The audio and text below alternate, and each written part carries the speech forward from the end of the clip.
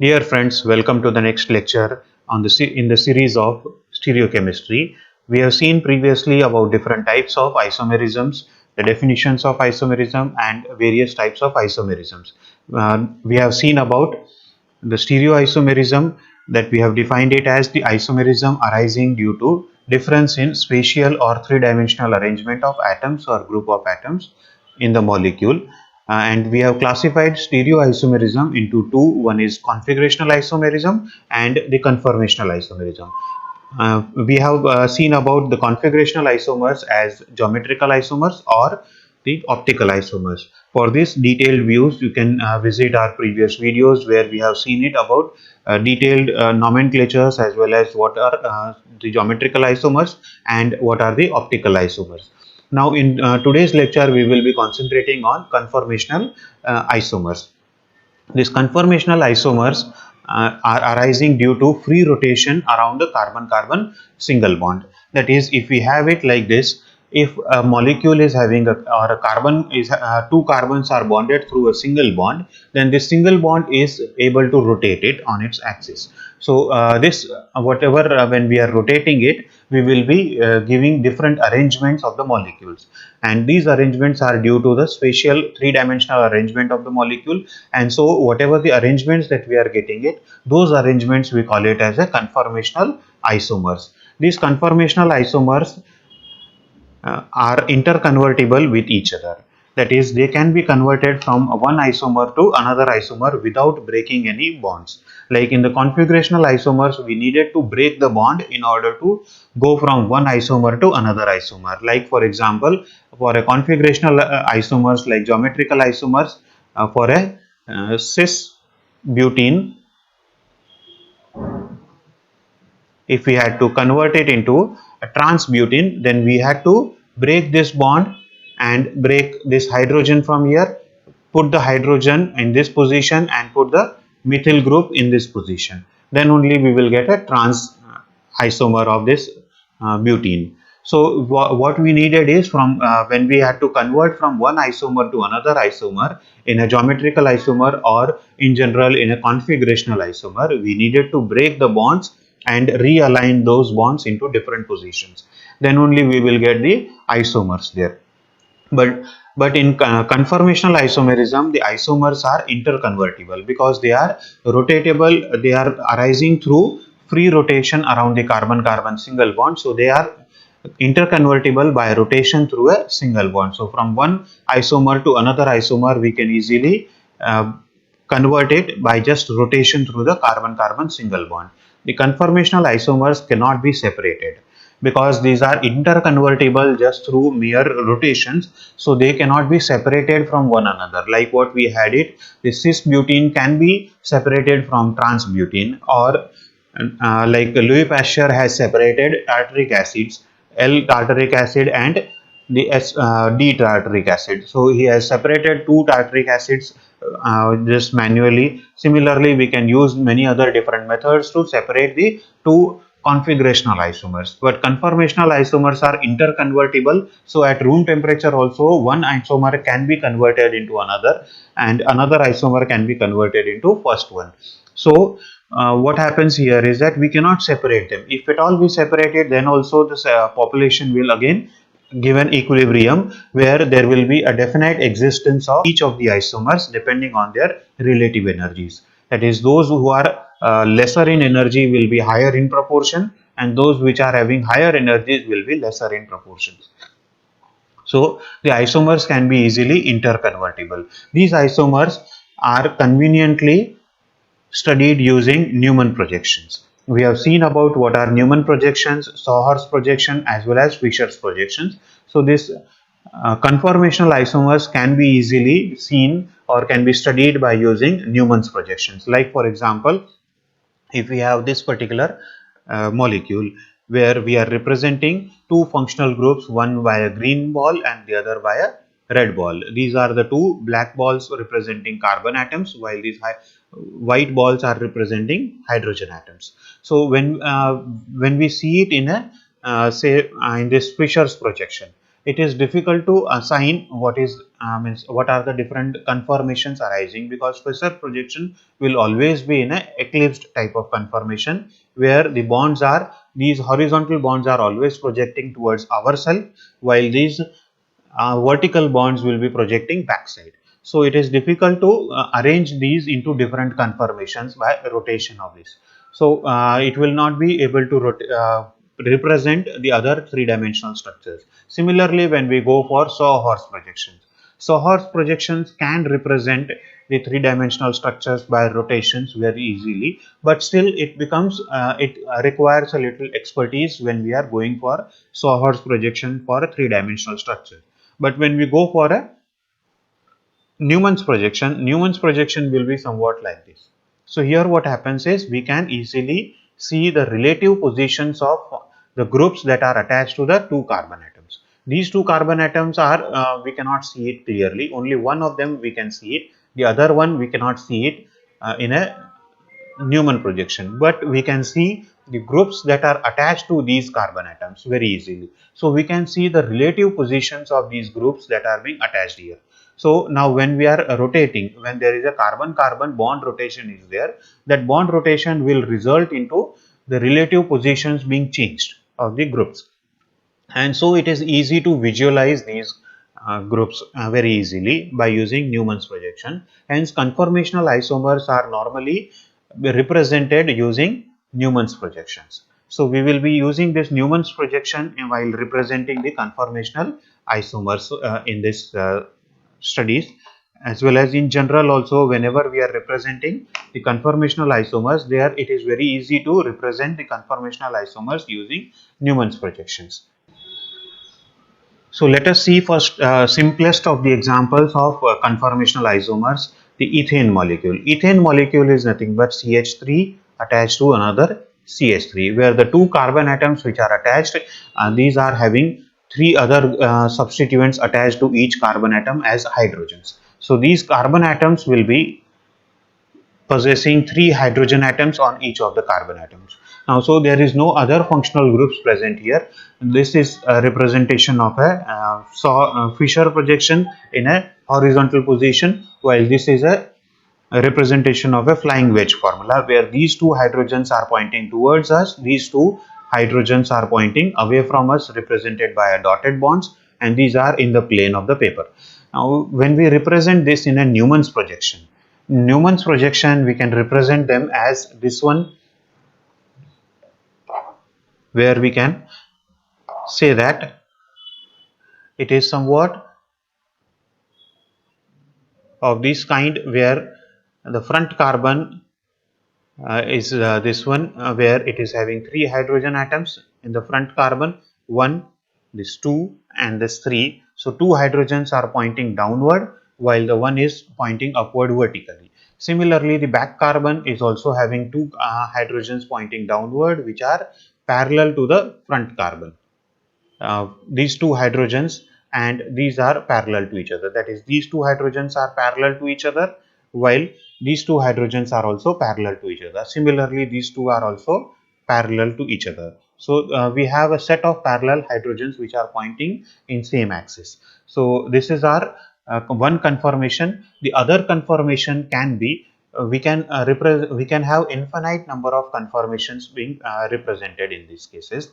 By just rotating the back carbon, we can represent other types of conformations. This is one conformation. Similarly, if we rotate slightly, this will be second conformation. If we rotate furthermore, it will be another conformation.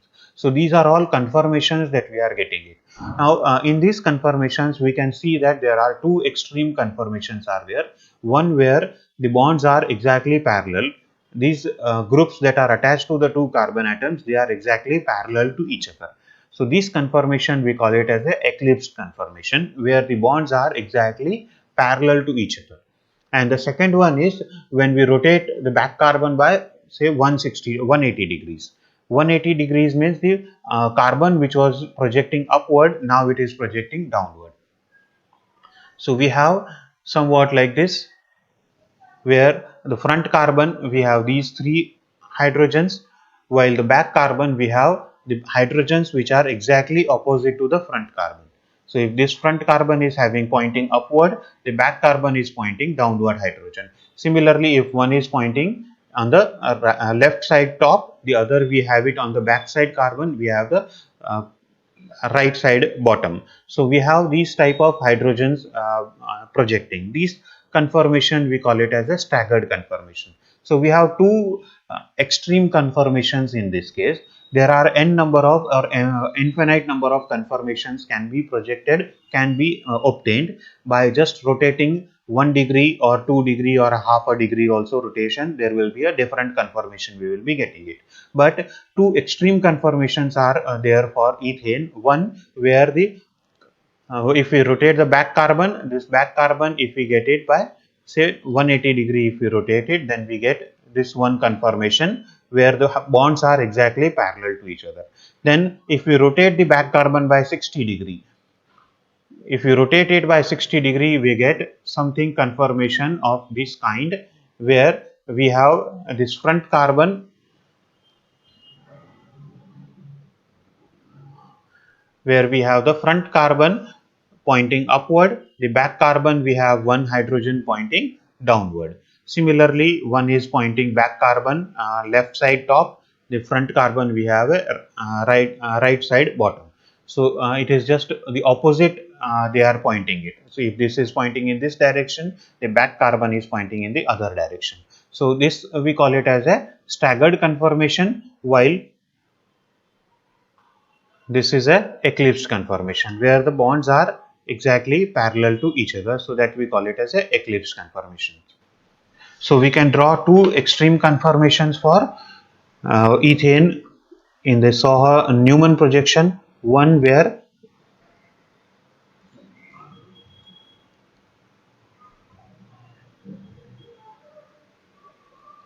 we have this front carbon 3 hydrogens, the back carbons are exactly parallel. The back carbon substituents are exactly parallel to the front carbon substituents, that is hydrogens.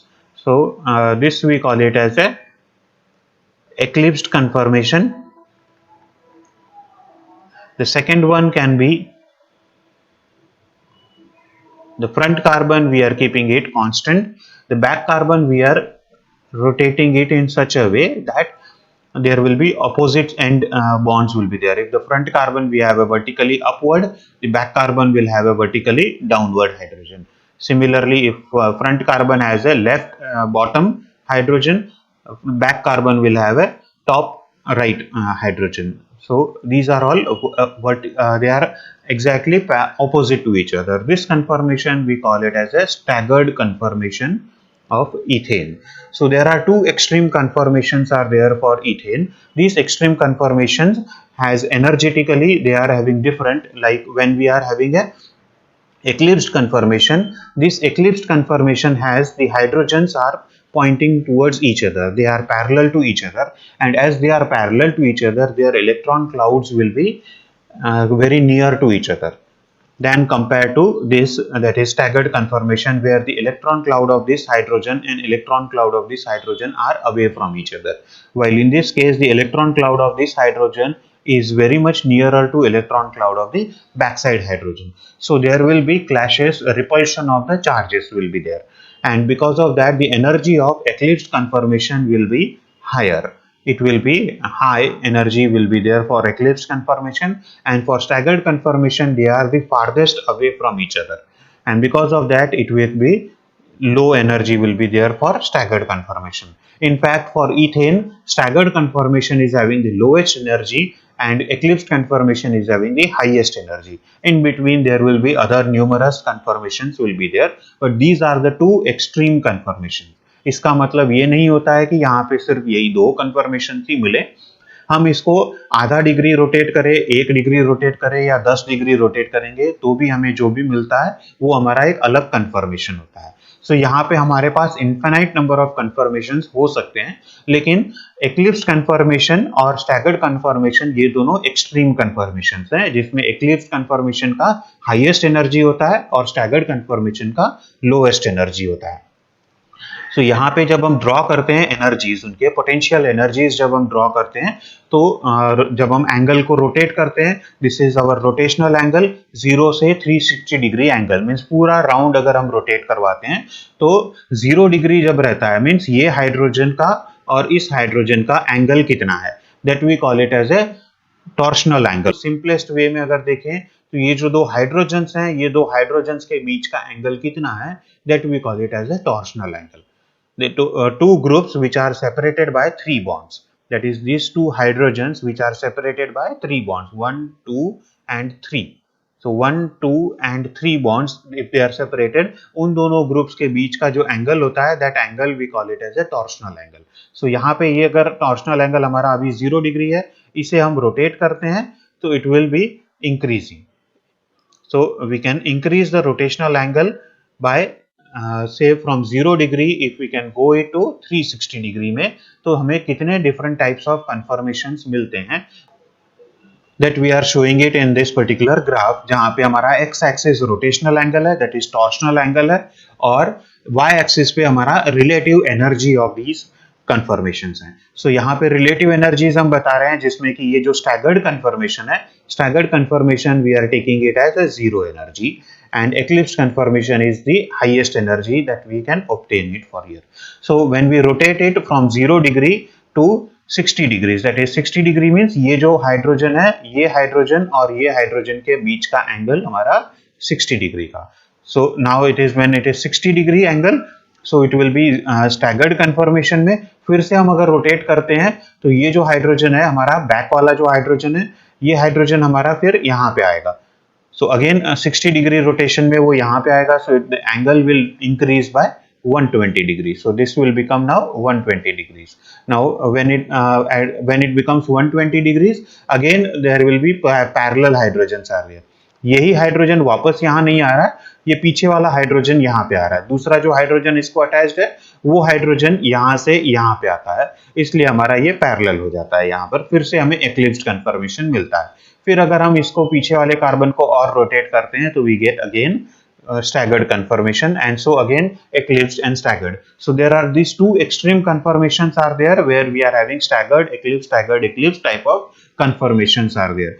This is the lowest conformation, so because it is having lowest energy, staggered conformation में, और यहाँ पे highest energy है। If we are going from one staggered conformation to another staggered conformation, molecule को इतना energy चाहिए होगा, जहाँ यहाँ से यहाँ पे जाने के बाद फिर वो नीचे आ सकता है दूसरे स्टैगर्ड में जाने के लिए। एक स्टैगर्ड कन्फर्मेशन से दूसरे स्टैगर्ड कन्फर्मेशन में जाने के लिए उसका एनर्जी इतना रेज करना पड़ेगा हमें, इतना एनर्जी जब हम रेज करेंगे तो ही हम एक स्टैगर्ड से दूसरे स्टैगर्ड में हम जा सकते हैं। So this we call it as a rotational barrier, और we call it as a torsional barrier energy.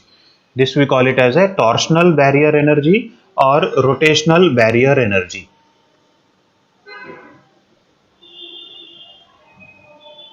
And for ethane, this is approximately equal to 12 kilojoules per mole. So it is 12 kilojoules per mole, और ये 12 kilojoules per mole enough energy होता है हमारे room temperature में, हम ये energy easily मिल जाता है मॉलिक्यूल्स को, इसलिए वहां पे इजीली रोटेशन होते रहते हैं, तो एक स्टैगर्ड से दूसरे स्टैगर्ड में इजीली जा सकता है। इसलिए कुछ मॉलिक्यूल्स इस कन्फर्मेशन में होते हैं और कुछ मॉलिक्यूल्स एक्लिप्स्ड कन्फर्मेशन में भी होते हैं। So it is always interconvertible, यहाँ पे होते रहता है। So this is the conformations for ethane. Similarly, if we go for a little higher, that is for propane. अगर हम propane में देखते हैं तो propane we have a CH3, CH2 and CH3. So यहाँ पे हमारे पास ये एक रोटेटेबल बॉन्ड है, ये भी हमारे पास रोटेटेबल बॉन्ड है। CH बॉन्ड्स जो होते हैं, these are not they can also be rotated, लेकिन इसको जब हम रोटेट करते हैं तो रोटेट करने के बाद में यहाँ पे हमें कोई कंफर्मेशन चेंज नहीं मिलता है। इफ फॉर एग्जांपल ये इथेन है, तो हम अगर ये कार्बन और हाइड्रोजन का बॉन्ड हम रोटेट भी करते हैं तो यहाँ पे कोई चेंज नहीं हो रहा है, किसी भी मॉलिक्यूल का या किसी भी एटम का रिलेटिव पोजीशंस चेंज नहीं होता है अगर हम ये हाइड्रोजन को रोटेट करते हैं। तो ये हाइड्रोजन कार्बन के बॉन्ड को अगर हम रोटेट करवाते हैं तो यहाँ पे कोई चेंज नहीं आता है। So that is why this we are not taking into consideration. So for propane we can have two different other conformations possible for propane. So one is when this bond is rotated and second when this bond is rotated. लेकिन जब हम देखते हैं तो ये bond rotate करते हैं तो we have a CH3, यहाँ पे CH2 और एक मिथिल ग्रुप अटैच्ड है, और जब हम ये रोटेट करते हैं तो भी यहाँ पे CH2 और एक मिथिल ग्रुप रोटेट है, इसलिए ये दोनों ही बॉन्ड्स सेम बॉन्ड्स होते हैं, सिमिलर बॉन्ड्स होते हैं। सो आइडेंटिकल बॉन्ड्स हैं, इसलिए हमारे पास एक ही कार्बन कार्बन का रोटेशन होता है, that is either this way और दिस, दोनों में एक ही होता है हमारा। तो यहाँ पे जब हम देखते हैं इसका न्यूमन प्रोजेक्शन अगर हम ड्रॉ करते हैं तो न्यूमन प्रोजेक्शन अगर हम एक्लिप्स्ड फॉर्म में करते हैं, अगर हम ये दोनों को रोटेट करते हैं तो let this be our front carbon and this be our back carbon. Back carbon पे हमारे पास 3 हाइड्रोजन्स हैं, so these 3 hydrogens on the back carbon we have it. Front carbon पे हमारे पास 2 हाइड्रोजन्स हैं, so let this be our front carbon, this is our hydrogens in the front carbon. और यहाँ पे एक हमारा जो ग्रुप है, this group will be our this CH3, so यहाँ पे हमारा CH3 आएगा, so this will be our conformations for eclipse conformation. Similarly for another conformation we can have it if we rotate this by say back carbon, if we are rotating it by 60 degrees, so ये हमारा CH3 ऐसे ही रहा, hydrogen and hydrogen हमने ऐसे ही रखा, पीछे वाला carbon को यहाँ से हमने रोटेट किया 60 डिग्रीज पे, तो ये पीछे के कार्बन हमारे रोटेट हो जाएंगे in a clockwise direction, so we will get this conformation. इसको अगर हम वापस से रोटेट करते हैं 60 डिग्रीज पे तो ये यहाँ पर आएगा और ये हाइड्रोजन इधर आएगा, तो वापस हमें यही कंफर्मेशन मिल जाएगा, बराबर। Then again if we rotated by 60 degrees फिर से यही मिलेगा, this we call it as a staggered conformation for propane, और ये हमारा एक्लिप्स्ड कंफर्मेशन हुआ प्रोपेन का। यहाँ पे और इथेन के इसमें फर्क इतना ही है कि एक हाइड्रोजन की जगह पे हमारे पास एक मिथिल ग्रुप है, and we know that methyl group का वॉल्यूम ज्यादा होता है because it has a CH3 group, hydrogen का वॉल्यूम कम होता है, एंड सो यहाँ पे थोड़ा सा वहाँ चेंज आएगा एज कंपेयर टू इथेन। यहाँ पर अगर हम देखते हैं इफ वी हैव दिस, यहाँ पर ये कार्बन हमारा CH3 कार्बन है जिसमें 3 हाइड्रोजन्स अटैच्ड हैं, इस कार्बन पे हमारे 2 हाइड्रोजन्स अटैच्ड है और एक मिथिल ग्रुप अटैच्ड है CH3। तो जब हम रोटेट करते हैं so this is our front carbon possessing a methyl group, और ये हमारा बैक कार्बन है जिसमें कि we have hydrogens, all the 3 hydrogens are there in the back carbon. So this will be our front our eclipsed conformation जिसमें कि सारे parallel bonds हैं। अगर हम इसको रोटेट करते हैं by 60 degrees, so we get this conformation over here. So यहाँ पर हमारा ये कंफर्मेशन मिलता है स्टैगर्ड कंफर्मेशन। इसको अगर हम वापस से 60 डिग्रीज पे रोटेट करते हैं तो we will get something like this. Again पीछे वाला कार्बन हम रोटेट करते हैं तो वापस से हमें स्टैगर्ड कंफर्मेशन मिल जाता है, and then again we rotated by 60 degrees, we will get again this conformation. यहाँ पर एक होता है कि जब भी हम यहाँ पर इस तरह से करते हैं तो ये जो बॉन्ड रोटेट होता है प्लस ये बॉन्ड भी हमारा रोटेट होते रहता है, सो यहाँ पर वॉल्यूम का फर्क पड़ता है। हाइड्रोजन मिथिल ग्रुप का वॉल्यूम ज्यादा होता है कंपेयर टू हाइड्रोजन, इसलिए इसे एरिया ज्यादा लगता है। तो जब एरिया ज्यादा लगता है तो यहाँ पे जो रिपल्शंस होते हैं वो ज्यादा हो जाते हैं रिपल्शंस, इसकी वजह से जिसका एक्लिप्स्ड कंफर्मेशन है उसका एनर्जी बढ़ जाता है compare to staggered conformation. Eclipsed का कंफर्मेशन का एनर्जी हमारा बढ़ जाता है। सो एक्लिप्स्ड कंफर्मेशन में when we go for the energy wise, तो यहाँ पर हमें एनर्जीज इस तरह से मिलती है कि ये जो एक्लिप्स्ड कंफर्मेशन है this is raised to a little higher energy than compare to the staggered conformation, and this energy is somewhat about 14 kilojoules per mole, which was 12 kilojoules per mole for ethane। यहाँ पे एक methyl group replace करने के बाद में हमारा ये energy बढ़ जाता है 14 किलोजूल्स तक जाता है। बाकी इसमें सिमिलर रहता है जैसे इथेन में था, बस वैसे ही यहाँ पर भी रहेगा हमारा। So this will be for propane. If we go for still higher molecule like say butane, butane में हमारे पास है CH3, CH2, CH2 and CH3। हमारे पास 4 कार्बन एटम्स हैं यहाँ पे 1, 2, 3 एंड 4। तो we can have rotations of the carbon carbon bonds 1, 2 and 3। ये 3 type के रोटेशंस हमारे हो सकते हैं। इसमें अगर हम देखते हैं if this rotation if we are making it as a, जिसमें कि दो जो कार्बन्स हैं इसमें एक में 3 हाइड्रोजन्स अटैच्ड हैं, दूसरे कार्बन पे 2 हाइड्रोजन्स अटैच्ड है और एक इथिल ग्रुप अटैच्ड है। सो यहाँ पर हमारा होगा एक मिथिल ग्रुप और इस तरफ में CH2 और एक इथिल ग्रुप अटैच्ड है। So we have ethyl group and CH2 attached here. ये अगर हम A का अगर रोटेशन हम करते हैं तो अब अगर यहाँ पे फोर्थ का यहाँ पे ये 3-4 का जो बॉन्ड है इसको अगर हम रोटेट करवाते हैं तो क्या होगा, यहाँ पे ये कार्बन पे भी 3 हाइड्रोजन हैं और इस कार्बन पे 2 हाइड्रोजन और एक इथिल ग्रुप है। So it is very much similar to this कि यहाँ पर इस कार्बन पे 3 हाइड्रोजन, इस कार्बन पे 2 हाइड्रोजन और एक इथिल ग्रुप, एक कार्बन पे 3 हाइड्रोजन, दूसरे कार्बन पे 2 हाइड्रोजन और एक इथिल ग्रुप। सो ये भी हमारा ए टाइप का रोटेशन होगा। ये दोनों ही रोटेशन सेम रहेंगे, आइडेंटिकल रहेंगे। जब हम ये मिडिल वाला बॉन्ड रोटेट करवाते हैं तो मिडिल वाले बॉन्ड पर क्या है, we have A CH2 and यहाँ पे भी हमारा CH2 मींस 2 हाइड्रोजन्स और एक मिथिल ग्रुप है इस तरफ में, और इधर भी 2 हाइड्रोजन्स और एक मिथिल ग्रुप है if we are rotating it from this. That is ये वाला जो है ये अलग है कंपेयर टू ये दोनों रोटेशन से। सो हमारे पास दो टाइप के रोटेशन है, one between C1-C2 rotation, that is carbon 1 and carbon 2 का रोटेशन का एक हमारे पास रहेगा, और दूसरा होगा C2-C3 का rotation, that is carbon 2 and carbon 3 का rotation. So we have two types of rotations in butane. ये दोनों ही टाइप के रोटेशंस हमें अलग अलग कन्फर्मेशन देंगे, मींस एक यहाँ पे रोटेट करेंगे और दूसरा इस बॉन्ड को रोटेट करेंगे तो हमें अलग अलग कन्फर्मेशंस मिलेंगे। Let us see it both the cases one by one. So conformations along C1-C2 bond, that is along this bond. इस बॉन्ड को अगर हम रोटेट करते हैं तो हमारे पास कन्फर्मेशंस मिलेंगे। अगर हम ये हमारा फ्रंट कार्बन एक्लिप्स फॉर्म में अगर हम निकालते हैं तो ये हमारा बैक कार्बन हुआ। सो फ्रंट कार्बन पे हमारे पास सपोज ये सारा ग्रुप है, तो यहाँ पे CH2 है, CH2 और उसके बाजू में ये इथिल ग्रुप है। सो हमारे पास ये 2 हाइड्रोजन्स हैं फ्रंट कार्बन पे और यहाँ पे हमारे पास CH2 CH3 ग्रुप है, that is this group, this whole group is CH2 CH3 group that we are having it over here.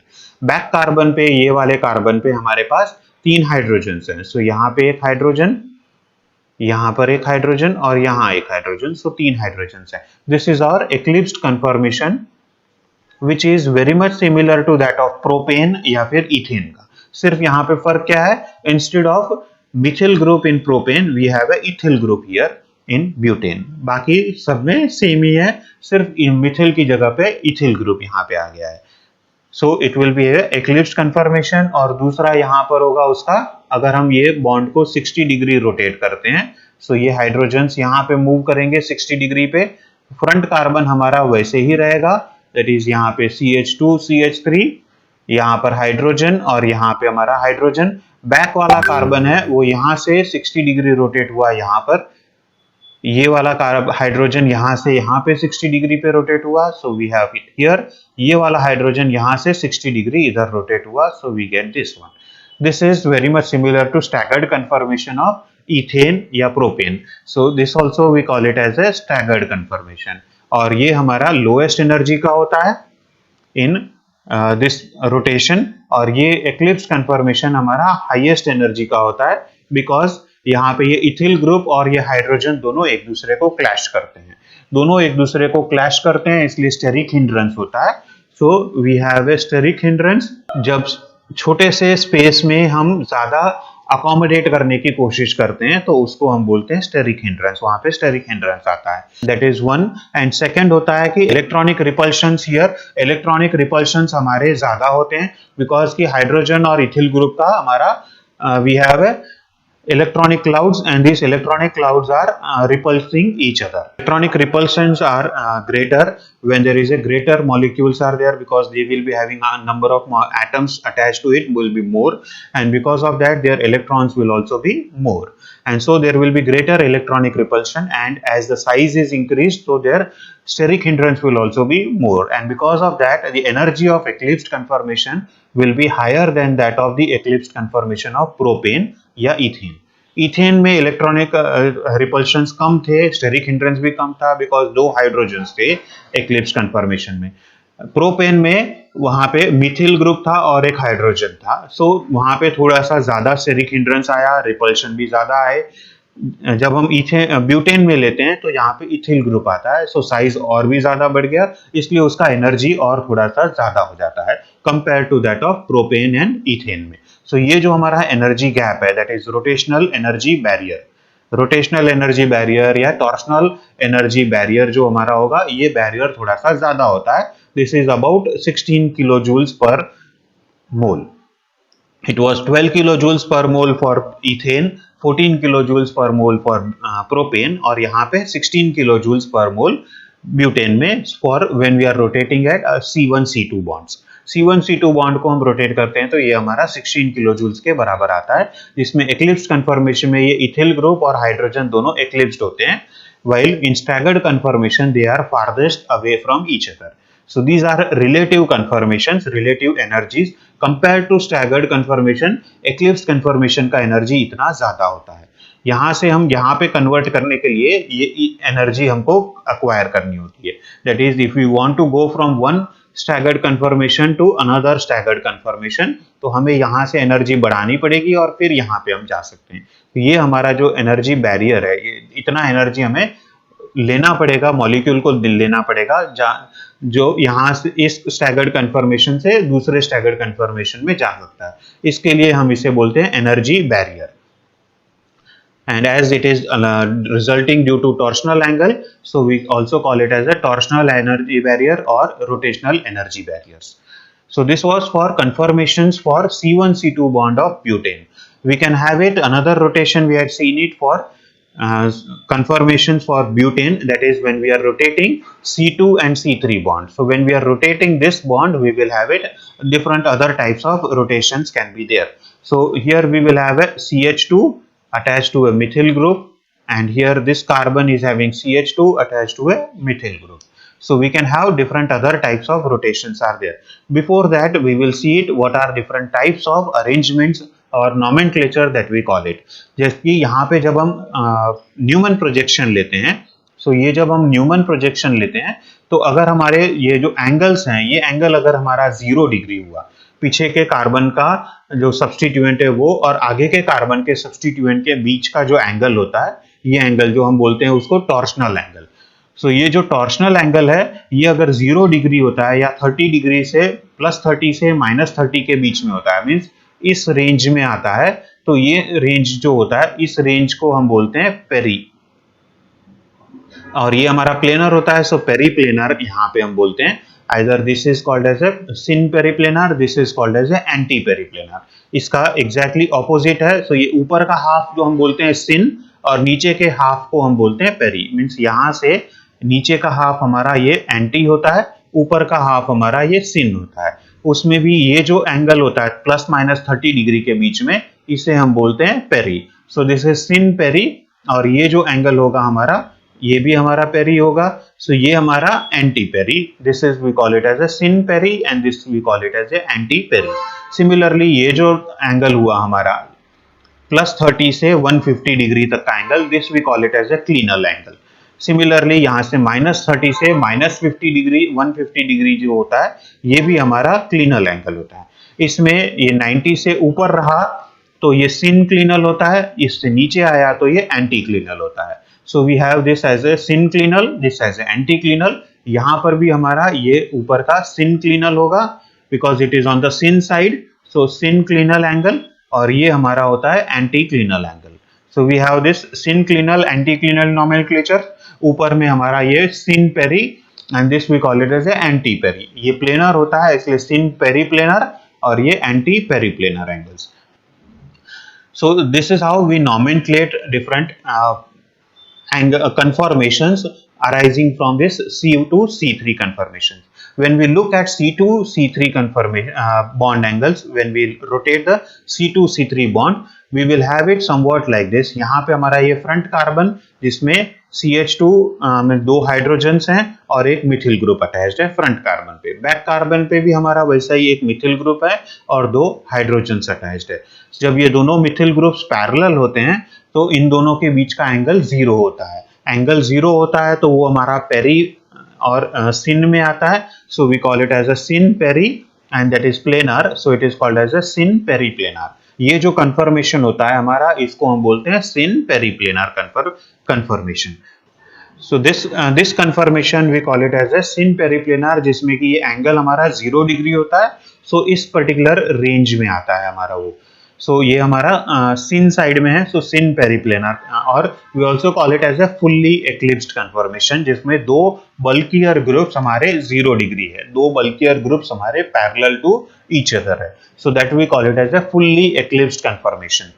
Then if we rotate the back carbon by 60 degrees, back carbon अगर हम 60 degrees से rotate करवाते हैं, that is if we are rotating back carbon by 60 degrees we get this conformation. इस conformation में ये जो angle है, ये angle हमारा 60 डिग्री एंगल हुआ. सो यहाँ से एंगल हमारा ये 0 से 60 डिग्री मीन्स यहाँ पे आता है, that is it is in the area of clinal. सो ये क्लिनल है और ये अभी भी 90 से ऊपर है, so synclinal. So that we call it as a synclinal conformation. Synclinal conformation, or also we call it as a Gauss conformation. We call this as a Gauss conformation or a synclinal conformation. यहाँ पे दो methyl group के बीच में या दो bulkier groups के बीच में 60 degree का एंगल होता है. अगर ये मिथिल ग्रुप को हम और 60 डिग्री से रोटेट करवाते हैं, if you rotate it further by 60 degrees, तो यहाँ पे ये मिथिल ग्रुप ये हाइड्रोजन के पैरेलल में आएगा. So we have this methyl and hydrogen parallel. यहाँ पे भी हमारा ये हाइड्रोजन इधर आ जाएगा, so methyl and hydrogen parallel हो जाएंगे. ये मिथिल इधर ट्रांसफर होगा तो ये हाइड्रोजन इधर जाएगा, ये हाइड्रोजन इधर आएगा. सो हाइड्रोजन हाइड्रोजन, ये है Mithil hydrogen and Mithil hydrogen. ये भी एक्लिप्स टाइप का ही कंफर्मेशन है, लेकिन यहाँ पे क्या है, we call this as a half eclipse. This is full eclipse because दो बल्कियर ग्रुप्स हमारे पैरेलल टू ईच अदर है. यहाँ पे एक बल्कि और एक small group parallel to each other है. So this is our half eclipse conformation, this is our full eclipse conformation. और यहाँ पे ये हमारा सिन पेरिप्लेनर था. यहाँ पर हमारा ये जो एंगल है 120 डिग्री है. सो एंगल यहाँ से यहाँ पे आएगा 120 somewhat here. So it is in the region of clinal, और ये 90 से नीचे आ गया है इसलिए anti. So it is called as a anti clinal conformation और half eclipsed conformation. Half eclipsed क्योंकि एक छोटा और एक बड़ा ग्रुप एक्लिप्सिंग है, एक छोटा और एक बड़ा group parallel to each other है, एक्लिप्सिंग में है, इसलिए हम इसको बोलते हैं हाफ एक्लिप्स्ड. अगर दो बड़े ग्रुप हमारे पैरेलल टू ईच अदर होंगे तो वो हम बोलते हैं fully eclipsed conformation. If we rotate it further by 60 degrees, if we rotate the further by 60 degrees of the previous conformation, ये जो मिथिल ग्रुप को हम और 60 डिग्री में रोटेट करेंगे तो मिथिल ग्रुप हमारा यहाँ पे आएगा. That is we have the methyl group over here. Hydrogen यहाँ से यहाँ पे मूव करेगा, दूसरा हाइड्रोजन यहाँ पे मूव करेगा. यहाँ पे इस कन्फर्मेशन में we have two bulkier groups exactly opposite to each other. एक मिथिल ग्रुप हमारा ऊपर की तरफ है, दूसरा मिथिल ग्रुप हमारा नीचे की तरफ में. So these are exactly opposite to each other. 180 degree का एंगल होता है. So 180 degree angle means it is this one. So 180 degree में मीन्स हमारा वो पेरी रीजन में आता है और anti peri. So it is a anti periplanar conformation we call it as. We call this conformation as a anti-periplanar conformation, or we also call this as a staggered conformation. We also call it as a staggered conformation or anti-periplanar conformation. This is the lowest in energy conformation because यहाँ पे दो bulkier group are at farthest away from each other. दो bulkier group हमारे सबसे ज्यादा दूरी पर यहाँ पे रहते हैं, इसलिए ये लोएस्ट इन एनर्जी कन्फर्मेशन होता है. जो फुल्ली एक्लिप्स्ड है, यहाँ पे दो बल्कियर ग्रुप्स हमारे एकदम नजदीक है, पैरेलल टू ईच अदर है, इसलिए ये हाईएस्ट इन एनर्जी होता है. This will be our highest energy.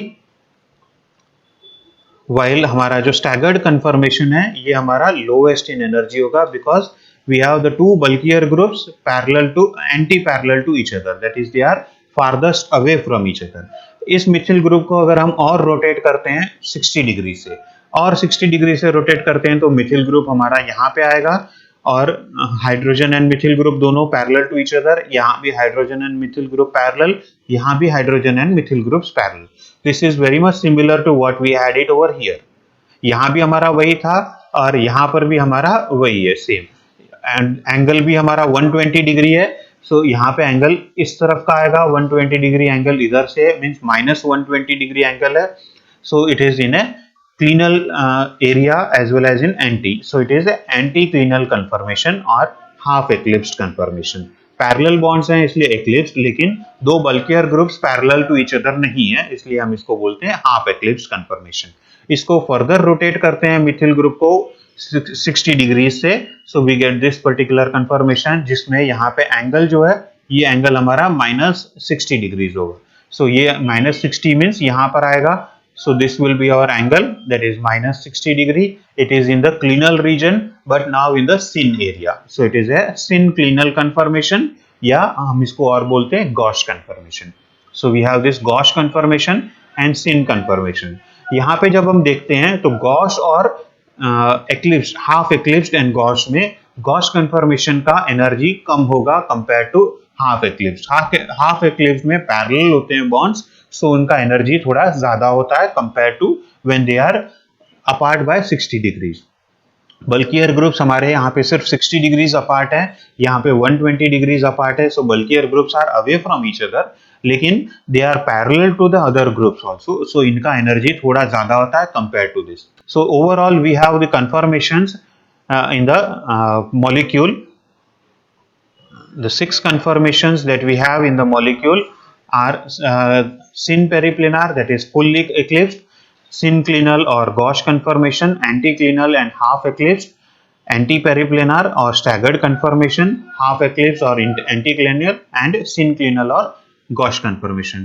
We have 4 distinct conformations here: full eclipsed, Gauss, half eclipsed and staggered conformation. 4 हमारे एक्सट्रीम कन्फर्मेशंस होते हैं, half eclipse and gauche repeat होते हैं हमारे कन्फर्मेशंस यहाँ पे।